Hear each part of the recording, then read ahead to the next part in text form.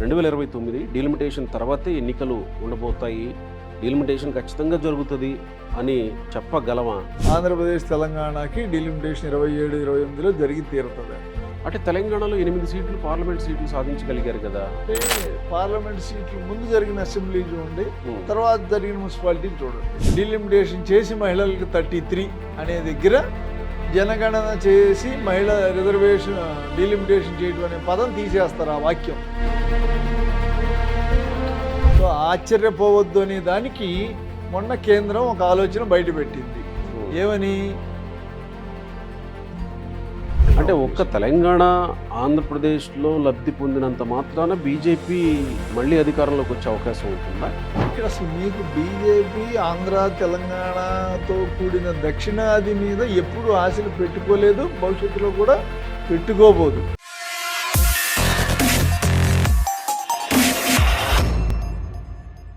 నమస్తే, తెలుగు న్యూస్కి స్వాగతం.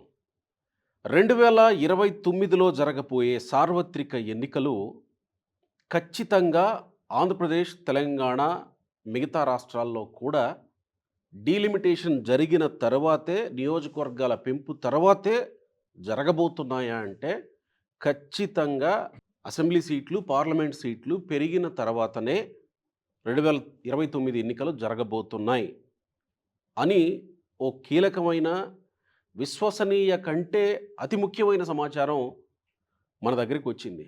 అందుకు సంబంధించి దానికి బలం చేకూర్చే ఒక సంఘటన 2023లో పార్లమెంట్లో మహిళా రిజర్వేషన్ బిల్లు పెట్టి దాన్ని ఆమోదించి 2024 ఎలక్షన్స్ తర్వాత, సెన్సస్ జరిగిన తర్వాత, ఆ సెన్సస్ తర్వాత మహిళా రిజర్వేషన్ అమలు చేస్తామని చెప్పిన కేంద్ర ప్రభుత్వం 2027లో జరగబోయే యూపీ, గుజరాత్, మిగతా రాష్ట్రాల ఎన్నికల కంటే ముందే మహిళా రిజర్వేషన్ని అమలు చేయడానికి ముందుకు వెళ్ళబోతుంది అనేది కూడా విశ్వసనీయ కంటే ఎక్కువైన సమాచారం. సో తదనుగుణంగా చూసినప్పుడు ఖచ్చితంగా పార్లమెంట్, అసెంబ్లీ, నియోజకవర్గాల డీలిమిటేషన్కి కూడా కేంద్రం వెళ్ళబోతుందనేది బల్ల గుద్ది చెబుతున్నారు ఎనగంటి రవికుమార్ గారు, డీలిమిటేషన్ ఎక్స్పర్ట్. ఎందుకు ఎక్స్పర్ట్ అంటున్నానంటే 2009లో ఉమ్మడి ఆంధ్రప్రదేశ్లో, కర్ణాటక, తమిళనాడులో డీలిమిటేషన్ జరిగినప్పుడు, దేశవ్యాప్తంగా జరిగినప్పుడు ఈ 3 రాష్ట్రాల్లో ప్రప్రథమంగా పాల్గొన్న వాళ్ళలో డీలిమిటేషన్ టీంలో రవి గారు ఒకళ్ళు. వారే మనతో స్టూడియోలో కూర్చున్నారు. నమస్కారం రవి గారు. నమస్కారం. రవి గారు, నేను కరెక్ట్గానే చెప్పానా? ఈ 3 రాష్ట్రాలైనా మొత్తం దేశంలో మీరు ఎక్కడెక్కడ చేశారు? 2009 ఇలా చేసాం. జనరల్ అనాలిసిస్, ఎలక్షన్ రిలేటెడ్ చేస్తాం. ఓకే ఓకే, మీరు సర్వేలు కూడా చేస్తుంటారు కదా. 2004, 12 ప్రముఖంగా ఆంధ్రప్రదేశ్లో కీలకమైన కంబైన్డ్ స్టేట్లో 2012లో 12 ఉప ఎన్నికలు జరిగినాయి. తెలంగాణలో ఒకటి, ఆంధ్రప్రదేశ్లో 11, 17 జరిగినప్పుడు జగన్మోహన్ రెడ్డికి ఎక్కువ స్థానాలు వస్తాయి అని ఒక మాసం ముందే పర్సంటేజీలతో ఇచ్చాము. కోవూరు బై ఎలక్షన్ జరిగినప్పుడు 23,500 చిల్లర ఓట్లు వస్తాయని చెప్తే 23,761 వచ్చినాయి. రైట్ రైట్, మాకు గుర్తుంది. ఇప్పుడు ఏంటి మరి చేస్తున్నారా? ఇప్పుడు అంటే లిమిటెడ్గా చేస్తూ ఉంటాం. లిమిటెడ్గా చేస్తున్నారు. ఇప్పుడు వ్యవస్థలతో మనం కష్టం కాదు. సరే, మీ ఫైనల్ రిపోర్ట్ వచ్చినప్పుడు మా తెలుగు వన్ వేదికగానే తప్పనిసరిగా దాన్ని మనం జనాల్లోకి తీసుకెళ్దాం. Right, fine. స్ట్రైట్ ప్రశ్న. 2029 నేను ఇందాకేదో చెప్పా ఇంట్రోలో, 2029 డీలిమిటేషన్ తర్వాతే ఎన్నికలు ఉండబోతాయి, డీలిమిటేషన్ ఖచ్చితంగా జరుగుతుంది అని చెప్పగలమా? నార్మల్గా అయితేనే భారత ప్రధాన ఎన్నికలుగా కమిషనర్గా పనిచేసిన ఎన్వై కురేషి గారు, ఆయన అంటే ప్రభుత్వంలో భజంత్రీలు కొట్టే మనస్తత్వం కాదు ఆయన. ఆయన హిందూలో ఒక ఆర్టికల్ రాశారు, మొన్న కూడా మళ్ళీ చెప్పారు. అసలు ఎట్టి పరిస్థితుల్లో సాధ్యపడదు 29 నాటికి. ఓకే, దానికి 2 కారణాలుగా చెప్పారు. ఒకటి, మీరు బిల్లులో ఇలా పెట్టారు, బిల్లులో ఇలా ఉంది కాబట్టి అదంతా జరగాలి, టైం టేకింగ్. రెండోది, ఈ మీరు పార్లమెంటు ఇవన్నీ పునర్వ్యవస్థీకరణ ఇదంతా 2 అంశాల్లో కష్టసాధ్యము అని రాశారు.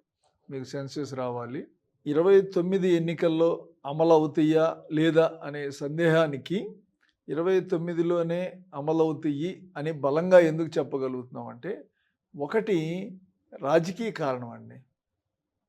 అసలు అన్నిటికంటే ముందు ఈ ఉమ్, రాజ్యాంగం, చట్టము, ఉమ్, సమయము, సెన్సెస్, డేటా ఇవన్నీ ఉమ్. ఈరోజు సెకండరీ. ఖచ్చితంగా రాజకీయ కారణం అంటే నమ్మాల్సిందే, ఎందుకంటే ఎందుకంటే రాజకీయాలే ప్రధానం. ప్రధానం కాబట్టి అవును కదా.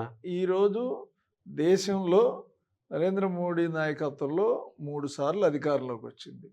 4వసారి అధికారంలోకి రావటానికి మార్గాలు మొదలుపెట్టారు బీజేపీ.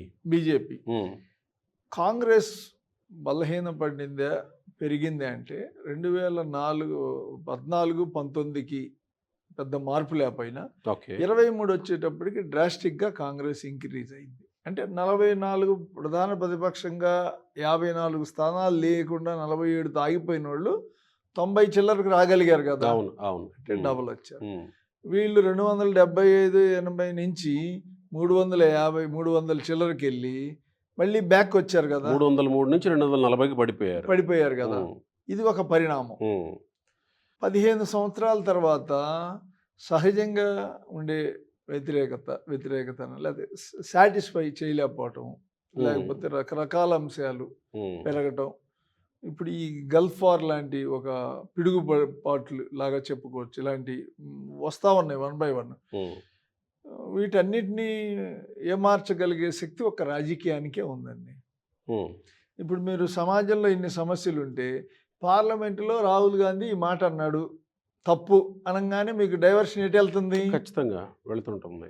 ఉమ్, రేవంత్ రెడ్డి గారు ఈ మాట అన్నాడు కేసీఆర్ని, ఎంత తప్పు అనేది వెళ్ళిపోతుందా? ఉమ్.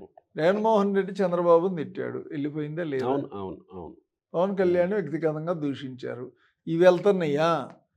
ఏ సమస్యలు వెళ్తున్నాయి? లేదా మతం, లేదా ప్రాంతం, కులం. లేదా ఉమ్, కులము. ఉమ్, ఇవి తప్ప ఉమ్, మీకు విద్య, వైద్య, ఆరోగ్యం, మౌలిక సదుపాయాలు, వీటి మీద ఏమన్నా సమస్యల మీద, ధరల పెరుగుదల, వీటి మీద ఎప్పుడన్నా మీకు డైవర్షన్ అయ్యి పార్లమెంటు చర్చించిన పరిస్థితి ఈ 10 ఏళ్లలో మీకు కనపడిందా? బడ్జెట్, కాగు లెక్కలు, ధరల పెరుగుదల, మద్దతు ధర, ఇవన్నీ మీరు ఎడ్యుకేషన్, గతించిన ఇవన్నీ. చరిత్రగా మీరు వ్యవస్థలో తీసుకోవాలండి. ఉమ్, మరీ ప్రాంతీయ పార్టీలో ఉన్న ఆంధ్రప్రదేశ్, తమిళనాడు లాంటి చోట ఇంకా దారుణంగా ఉంటుంది.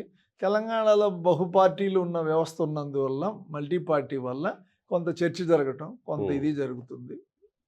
అది ప్రస్తుతానికి రాజకీయ పరిస్థితి ఆ విధంగా ఉంది కాబట్టి ఉమ్. దానిలో నుంచి లబ్ధి పొందాలని బీజేపీ భావించడంలో మనం పెద్దగా ఆశ్చర్యపోక్కర్లేదు, తప్పు పట్టాల్సిన అవసరం లేదని నా అంటే ఒక్క ఉద్దేశం. తెలంగాణ, ఆంధ్రప్రదేశ్లో లబ్ధి పొందినంత మాత్రాన బీజేపీ మళ్ళీ అధికారంలోకి వచ్చే అవకాశం ఉంటుందా? ఇక్కడ అసలు మీకు బీజేపీ ఆంధ్ర, తెలంగాణతో కూడిన దక్షిణాది మీద ఎప్పుడు ఆశలు పెట్టుకోలేదు, భవిష్యత్తులో కూడా పెట్టుకోబోదు. ఓకే. ఈ పునర్విభజన కేవలం పునర్విభజన లేదా పార్లమెంట్ సీట్ల పెంపకం లేదా మహిళా బిల్లు అమలు, ఇవన్నీ ఉమ్, ఉత్తరాది రాష్ట్రాల్లో ఉన్న పరిస్థితుల నేపథ్యంలో తీసుకునే నిర్ణయమే తప్ప ఓకే. దక్షిణాది రాష్ట్రాల గురించి ఆ పర్సెంట్ కూడా వాళ్ళ దృష్టిలో లేదు రాజకీయంగా, సీట్ల పరంగా అనేది నాకున్న బలమైన నమ్మకం, ఉమ్. నిజం. అంటే తెలంగాణలో 8 సీట్లు పార్లమెంట్ సీట్లు సాధించగలిగారు కదా. సో ఈసారి ఇంకాస్త బలంగా కొట్టాలన్న ఇది ఉంటుంది కదా బీజేపీ. అంటే పార్లమెంట్ సీట్లు ముందు జరిగిన అసెంబ్లీ చూడండి, తర్వాత జరిగిన మున్సిపాలిటీలు చూడండి, రేపు రాబోయే గ్రేటర్ ఎలక్షన్ చూడండి, ఆ తర్వాత రాబోయే అసెంబ్లీ చూడండి. స్థానిక సంస్థలు చూసాం, గ్రేటర్ ఎలక్షన్స్ మళ్ళీ వస్తున్నాయి. చూస్తాం, రేపు మళ్ళీ గ్రేటర్ చూస్తాం. ఉమ్, అంటే ఇక్కడ బీఆర్ఎస్ వీక్ అవ్వందే, ఇక్కడ బీజేపీ లేదండి. కాంగ్రెస్ ఇక్కడ పోలరైజేషన్ వచ్చి ఎప్పుడైతే హిందూ వ్యతిరేక లేకపోతే ముస్లిం ఓట్ అనేది ఎప్పుడైతే బీఆర్ఎస్ నుంచి షిఫ్ట్ అయ్యి మెజారిటీ ఇటు వచ్చి ఎంఐఎం కూడా ఇటు సపోర్ట్ ఇస్తుందో, సో కాంగ్రెస్ మద్దతు ఇచ్చే ఇతర వర్గాలే కొంతమేర బీఆర్ఎస్కి బీజేపీకి వెళ్ళగలవు కానీ లేవు. సో బీఆర్ఎస్ లాంటి పార్టీను మెజారిటీగా బలహీనపడి కాంగ్రెస్ పార్టీ లాంటిది బాగా బలహీనపడి అప్పుడు ఏదో బీజేపీ రావాలి తప్ప, మన పార్లమెంటే చూడండి బీఆర్ఎస్ 0 అయింది, అయినందువల్లే కదా బీజేపీ వచ్చింది. అవును, ఆ వాక్యూమ్ని ఆ పరిస్థితి అసెంబ్లీకి ఉండదు కదా, ఎంతో కొంత వాళ్ళు గెయిన్ అవుతారు కదా. సో అందువల్ల తెలంగాణ గురించి కూడా కాదండి, 7-8 సీట్లండి మీకు. ప్రధానంగా ఉత్తరప్రదేశ్ 80, బీహారు, మహారాష్ట్ర, గుజరాత్, రాజస్థాన్, మధ్యప్రదేశ్ ఈ 5-6 రాష్ట్రాల మీదే వాళ్ళ దృష్టి, వాళ్ళ నంబరు అక్కడే ఉంది. ఓకే. సో, నా ప్రశ్న ఏంటంటే ఇప్పుడు తెలుగు రాష్ట్రాల్లో డీలిమిటేషన్ జరగబోతుంది ఎన్నికల కంటే ముందే. అసలు మీరు మళ్ళీ దేశ సమస్యలు, మిగతా సమస్యలు వదిలేసి ఈ వీటికి వచ్చినట్టుగా వస్తున్నా మీరు దేశంలో డిలిమిటేషన్ వదిలేసి హైదరాబాద్, ఆంధ్రప్రదేశ్, కాదు కాదు కాదు. నాకు తెలంగాణ అనుబంధ ప్రశ్న ఉంది ఇక్కడ. ఏంటండి? నాకు అనుబంధ ప్రశ్న ఉంది. తెలుగు రాష్ట్రాల్లో అవుతున్నాయి అనేది మీరు చెప్తున్నది, కాబోతున్నాయి అనేది. అంటే దేశంలో మొత్తంలో కాబోతున్నాయి అనేది చెప్తున్నది. దానికి అందుకు చెప్తాను. సంబంధించి ఇక్కడ తెలుగు రాష్ట్రాల్లో, మనం ఉన్న తెలుగు రాష్ట్రాల్లో ఎలాంటి కదలిక లేదు. ఇప్పుడు ఒకటే ఉమ్, దీనికి మీకు 3 స్పష్టంగా చెబుతానండి. 1, 2, ఉమ్, 3. ఒకటి, మహిళా రిజర్వేషను కోసం 2023 సెప్టెంబర్లో 106 రాజ్యాంగ సవరణ చేసి మహిళలకు 33%, అంటే 2009లో పాస్ అయిన బిల్లులో 33% నిర్దేశిస్తూ, ఆ బిల్లు ఎప్పుడు పాస్ అయితే అంటే 23లో పాస్ అయితే 24 ఎలక్షన్కి అమలు అయింది. ఉమ్, దాని దగ్గర ఏం పెట్టారంటే వీళ్ళు క్లాసు అమెండ్మెంట్, దానికి ఈ బిల్లు పాస్ అయిన తర్వాత జరిగే జనగణన తీసుకుని డిలిమిటేషన్ చేసి మహిళలకు 33 అన్నారు. సో దాని ప్రకారం చూస్తే ఇప్పుడు జనగణన టేకప్ చేశారు. అది జనగణన ఎప్పుడు జరగాలి? 21లో జరగాలి. 20 కరోనా ఉంది, 21లో కరోనా లేదుగా, సెకండ్ ఫేజ్ ఉంది, 2 నెలలకి అయిపోయింది. 22లో జరపాలిగా, 23లో జరపాలిగా, జరపలేదు. ఇప్పుడు ఎందుకు జరుపుతున్నారు? పోనీ ఇప్పుడు జరిపే వాళ్ళు బడ్జెట్లో ఏమన్నా మన డబ్బులు పెట్టారా? 25, 24, 25 బడ్జెట్లో పెట్టలేదుగా. ఉమ్, మొన్న క్యాబినెట్లో ఆమోదించి ఈ ట్యాబులు కొనుగోలు, ఈ సాఫ్ట్వేర్లకు పెట్టాలి కాబట్టి 11,500 కోట్లు బడ్జెట్లో లేని అమౌంట్ని శాంక్షన్ చేసింది, రిలీజ్ చేశారు. అంటే దీని ప్రాధాన్యత క్రమం అర్థం చేసుకోండి. ఎందుకు? ఓకే. సెన్సెస్ అనేది జనగణనని ఇప్పుడు స్టార్ట్ చేసి, ఏప్రిల్లో స్టార్ట్ చేసి 2027 ఫిబ్రవరి ఆఖరికి ముగిస్తారు. ముగించిన తర్వాత అంతకు ముందు అయితే ఈ డిలిమిటేషన్కి అవసరమైంది ఏంటి? పాపులేషను, మేలు, పాపులేషను, ఎస్సీ, ఎస్టీ, ఈ 3 ఇంకేం అక్కర్లేదు. వీటిని పీసీఏలో వస్తాయి. ఇవి గతంలో 2 ఏళ్ళు పట్టేది, 1.5 నుంచి 2 ఏళ్ళు. ఇప్పుడు ఎంత టైం పడుతుంది? ఈ ఆన్లైను, ఈ ట్యాబ్ సిస్టము, ఆధార్ ఇంటిగ్రేటెడ్ పెట్టిన తర్వాత మీకు 4 రోజుల్లో డేటా మొత్తం వచ్చేస్తుంది. గ్రామం వారీగా, నియోజకవర్గం వారీగా, మండలం వారీగా వచ్చేస్తుంది. ఇదే ప్రామాణికం. ఎన్వై ఖురేషి గారు ఏం చెప్పారు? ఇది లేట్ అయిద్దేమో, టైం చాలదు, ఇది లేట్ అయింది కాబట్టి, ప్లస్ విడిగా టైం చాలదు, మహిళ అమలు చేయాలంటే ఇదంతా ప్రాసెస్ ఉంది కదా అని చెప్పి చివరిలో ఒక లైన్ రాశారు ఆయన. ఏమని? ఏది జరిగినా మనం ఆశ్చర్యపోవక్కర్లేదు అని రాశారు. ఓహో. ఉమ్, సో ఆశ్చర్యపోవద్దు అనే దానికి మొన్న కేంద్రం ఒక ఆలోచన బయటపెట్టింది. ఉమ్, ఏమని? ఈ మహిళా బిల్లుకు సవరణ తీసుకొస్తాం. ఆ సవరణ ఏంటి అంటే ఈ బిల్లు పాస్ అయిన తర్వాత జనగణన తీసుకుని, జనాభా లెక్కలు తీసుకుని డిలిమిటేషన్ చేసి మహిళలకు 33 అనే దగ్గర జనగణన చేసి మహిళ రిజర్వేషన్ డిలిమిటేషన్ చేయటం అనే పదం తీసేస్తారు. ఆ వాక్యం తీసేసినాక ఏమైందంటే ఈ బిల్లు పాస్ అయినాక ఇప్పుడు ఏ ఎన్నికలు జరిగితే ఆ ఎన్నికలకి అమలైద్ది మహిళలకి. దానికోసమే ఇప్పుడు దేనికోసం అది? ఉత్తరప్రదేశ్, మీకు గుజరాత్, పంజాబు, మీకు ఉత్తరాఖండ్, హిమాచల్లో 20 ఏళ్ళు ఎన్నికలు జరగబోతున్నాయి. ఈ ఉత్తరప్రదేశ్తో కూడిన ఎన్నికలు బీజేపీకి చాలా లైఫ్ అండ్ డెత్ సమస్య లాంటివి, అవి ఒక దిక్సూచి లాంటివి. ఉత్తరప్రదేశ్లో ఓడిపోయిన మరుక్షణం తేడా పడుతుంది. ఉత్తరప్రదేశ్ ఎందుకు ఓడిపోయిద్ది? నీకేం తెలుసా, మాట్లాడతావు ఇష్టం వచ్చినట్టుగా అనుకోవచ్చు. కానీ మొన్న జరిగిన పార్లమెంట్లో 80 సీట్లు ఉంటే 33 పరిమితం అయిపోయింది బీజేపీ. 404 అసెంబ్లీ స్థానాలు ఉన్న ఉత్తరప్రదేశ్లో 170 స్థానాల్లో పార్లమెంట్ ఎన్నికల ప్రకారం డేటా చూస్తే 170 స్థానాల్లో సమాజ్వాదీకి మెజారిటీ వచ్చింది, కాంగ్రెస్కి 28 స్థానాల్లో వచ్చింది. అంటే హాఫ్కి వచ్చేసారు వాళ్ళు. అంటే గడిచే కొద్దీ అధికార పార్టీకి బలం పెరిగిద్దే తగ్గిద్దే? ఆఫ్ కోర్స్ అంటే ఇన్కమెన్సీ ఉంటుంది కదా. లేదు, అదే ఉందనుకోండి, అంటే ఫైటేగా. సో ఈ నేపథ్యంలో గుజరాత్ కూడా ఆయన ఎప్పుడు మోడీ గారు వచ్చిన దగ్గర నుంచి కేశుభాయ్ పటేల్ నుంచి బీజేపీ చేతిలో నుంచి బయటికి వెళ్ళలేదు. So some unrest is there, ఎంతో కొంత. ఇవన్నీ ఓవర్కమ్ అవటానికి మీకు చూడండి, గుజరాత్లో ఎప్పుడు అసెంబ్లీ జరిగినా మొన్న తప్ప అంతకుముందు ఎన్నికలు బాగా పికప్ అయ్యారు కాంగ్రెస్, పార్లమెంట్కి పడిపోతుంది. ఈసారి అసెంబ్లీకి ఎట్లుంటుందో తెలియదు కదా. సో ఈ మహిళా రిజర్వేషన్ 33% తీసుకొచ్చి రేపు 27 జరిగే ఈ 5 రాష్ట్రాలకి అమలు చేయబోతున్నారు. దానికి గాను వచ్చే వర్షాకాల సమావేశాల్లో బిల్లు అంటే బిల్లుకి అమెండ్మెంట్ చేయబోతున్నారు. సో ఇది ఒక అంకం మీకు. ఇది ఒక అంకం అయితే. ఇక్కడ నా ప్రశ్న ఏంటంటే, మహిళా బిల్లు అమలు చేయడం, సెన్సస్ చేయడం ఒక ఎత్తు, డీలిమిటేషన్ చేయడం అత్యంత కీలకమైన ఇది కదా. ఓకే, ఈ 2 అయిపోయినాయి కదా.